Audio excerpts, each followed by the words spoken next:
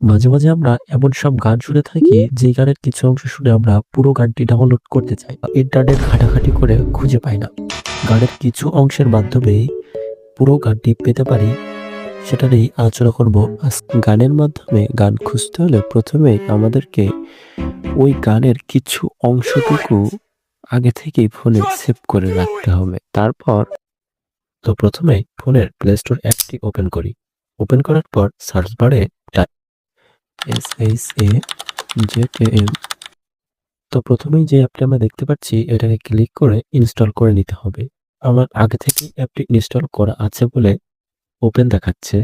আপনারা অ্যাপটি ইনস্টল করে নিবেন। ইনস্টল হওয়ার পর প্রথমেই আমরা গানের যে অংশটুকু ডাউনলোড করে রেখেছি সেই অংশটুকু প্লে করতে হবে।